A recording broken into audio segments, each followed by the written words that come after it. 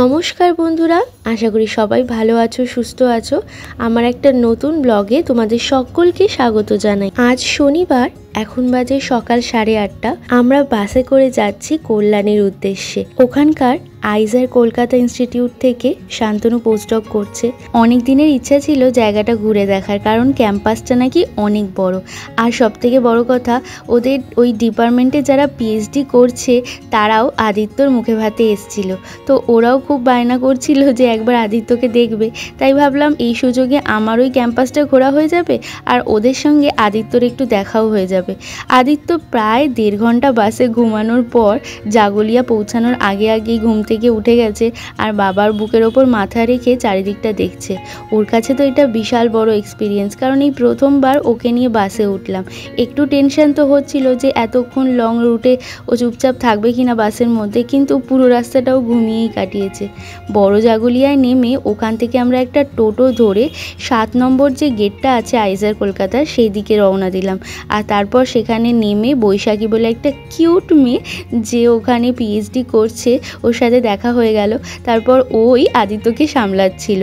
তারপর ওখান থেকে একটা টোটো ধরে আইজার কলকাতার যে বিল্ডিংয়ে ওরা রিসার্চ করছে সেই দিকে যাচ্ছিলাম। কিন্তু সকাল থেকে না খেয়ে থাকার দরুন আমার তো ভীষণ খিদে পাচ্ছিল, প্লাস বাকি সবারও। বৈশাখীও ব্রেকফাস্ট করেনি, তাই বলল চটপট এখান থেকে ব্রেকফাস্ট করে নেওয়া যাক। তাই সামনে যে ফুড কোর্টটা আছে সেখানেই টোটোকাকুকে বলা হলো নামাতে।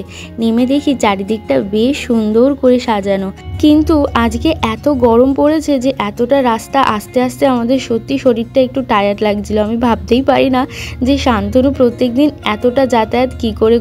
আমি প্রথমে মুখটা একটু ধুয়ে নিলাম, কারণ ভীষণ গরম লাগছিল। মুখটা একটু জল দেওয়ার পর শরীরটা একটু ভালো লাগছে। তারপর ওখানকার যে বসার জায়গা আছে সেখানে গিয়ে একটা ছোট্ট টেবিল দেখে আমরা সবাই বসে পড়লাম। আজ ব্রেকফাস্টে আমরা খেলাম লুচি আর ছোলার ডাল।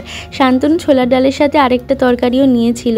তারপর ডিপার্টমেন্টে গিয়ে আমি আর আদিত্য চুপচাপ বসেছিলাম। ততক্ষণে বাকিরা সবাই একটা গ্রুপ মিটিং ছিল, সেটা অ্যাটেন্ড করছিল। কিন্তু কিছুক্ষণ পর সঞ্চিতা এসে বলল, ভাবি আমাকে আদিত্যকে একটু দাও। তো ওকে দিলাম। ও নিয়ে ঘুরছে, দেখো এখানে বোর্ডের মধ্যে কি আঁকিবুকি টানছে আমি জানি না। আর আমি বসে বসে এখানে পিপি বলে যে মেয়েটা ওর প্রেজেন্টেশন, মানে ওর যে কাজটা করছে সেটা বোঝাচ্ছে সবাইকে। তো আমিও দেখছিলাম। অনেক দিন পর পড়াশোনার জগতের সাথে কানেক্ট হয়ে আমার বেশ ভালো লাগছে, কারণ কি পুচকিকে সামলাতে ঘরেই সারাদিন সময়টা চলে যায়। তাই এই ল্যাবে এসে কিছুক্ষণ টাইম কাটাতে আমার ইউনিভার্সিটির টাইমের কথা মনে পড়ছিল।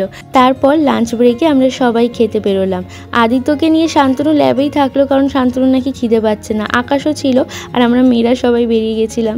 বেরিয়ে দেখি বেশ বৃষ্টি হওয়ার দরুন ওয়েদারটা সুন্দর হয়ে গেছে।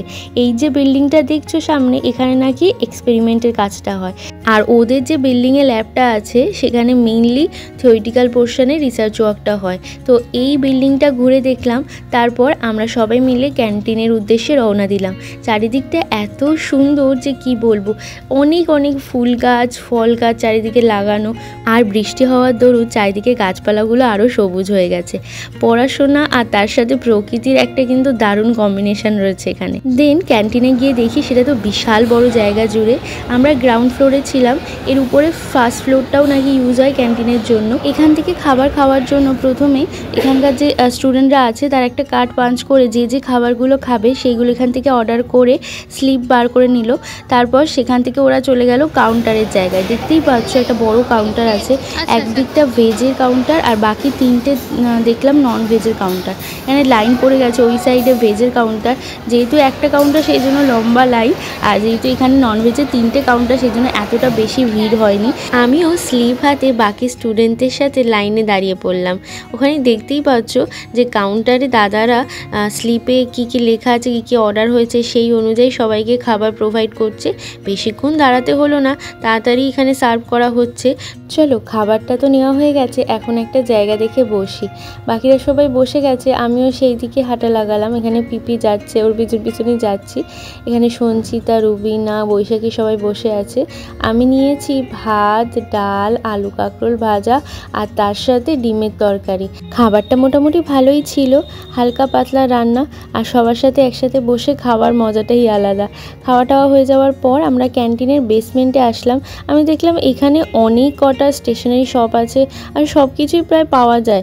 তারপর সঞ্চিতা বলল, চলো ভাবি আজকে তোমাকে আইসক্রিম খাওয়াই। তো আমরা একটা দোকানে দাঁড়ালাম এবং সেখানে দাঁড়িয়ে কে কী আইসক্রিম খাবে সেটা চুজ করলাম। আমি তো বাটারস্কচ ভালোবাসি, তাই জন্য আমি বাটারস্কচ নিয়ে নিয়েছি, আর ওরা কে কী ফ্লেভার খাবে সেই অনুযায়ী ওরা চুজ করছিল। বাইরে বেরিয়ে দেখলাম বেশ জোরে বৃষ্টি শুরু হয়ে গেছে, ছাতা মাথায় দিয়েই হাঁটছিলাম। তো আজ তো গণেশ চতুর্থী, তাই জন্য এখানেও গণেশ পূজা হয়েছে। সবাই মিলে ধরলো চলো ভাবি গণেশ ঠাকুরটা দেখে আসবে। তো ভিতরে প্যান্ডেলটা খুব সুন্দর করে সাজানো, আর একটু হেঁটে দেখলাম নিচে এক জায়গায় ফুলের পাপড়ি দিয়ে রঙ্গোলি টাইপের করেছে, কিন্তু এত বৃষ্টি হয়েছে যে নিচে জল জমে গেছে, তাই কোনো কোনো জায়গায় একটু উঠেও গেছে।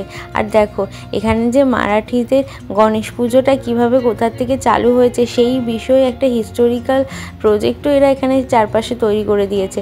আর এখানে কোথায় কোথায় ইন্ডিয়াতে গণেশ পুজো হয় আই থিঙ্ক সেটাই এখানে পয়েন্ট আউট করতে চেয়েছে। এবার চলো যেখানে গণেশ ঠাকুরটা রাখা আছে সেই জায়গাটা দেখাই। দু সাইডে দুটো পেন্টিং আঁকা আছে, আর মাঝখানে গণেশ ঠাকুরটাকে খুব সুন্দরভাবে সাজিয়ে গুছিয়ে একটা মঞ্চ করে রাখা হয়েছে। আমরা সবাই মিলে গণেশ ঠাকুরের কাছে অনেক অনেক প্রার্থনা করলাম, আর কয়েকটা চটপট পিক্সও তুলে নেওয়া হলো। তারপর ল্যাবে এসে দেখি আমাদের আদিত্য সোনা বাবার কোলে বসে বসে কলা খাচ্ছে। আমরা তো সঙ্গে করে এখানে আইসক্রিম, তারপর আমি যে দইটা অর্ডার করেছিলাম সেটাও খাইনি, সেটা নিয়ে এসেছিলাম। এখানে সবাই মিলে একসাথে বসে আইসক্রিম, মানে এক রকমের আইসক্রিম পার্টি হয়ে গেছে, সবাই মিলে আইসক্রিম খাচ্ছিলাম। আর এখানে আমাদের আদিত্য সোনা বসে বসে খাচ্ছিল কলা। তো খাওয়া দাওয়া করার পর অনেকটা সময়ও হয়ে গেছে, আমাদের এখন বাড়ি ফিরতে হবে, নাহলে আবার ফিরতে ফিরতে রাত হয়ে যাবে। তাই জন্য সবাইকে টাটা বাই বাই বলে হাঁটা লাগালাম বাড়ির উদ্দেশ্যে। আমাদের সাথে আকাশ আর বৈশাখীও যাচ্ছিল। আকাশ তো বাড়ি ফিরবে, কিন্তু বৈশাখী কাছাকাছি থাকে, ও ওর সাইকেলটা নেওয়ার জন্য আমাদের সাথে যাচ্ছিল, আর আমরা চলে যাচ্ছি তাই জন্য আমাদেরকে ছাড়তে যাচ্ছিল। আর ও তো মানে আদিত্যকে 1 মিনিটের জন্যও ছাড়ছে না। বৃষ্টি হওয়ার জন্য চারিদিকে বেশ খানিকটা জল জমে গেছে। সবাই মিলে গল্প করতে করতে বাড়ি ফিরলাম।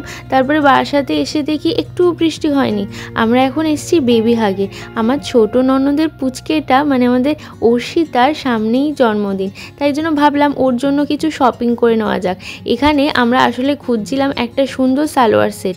বেবি হাগের এই ব্রাঞ্চটাতে কিন্তু বেশ ভালো কালেকশন রয়েছে।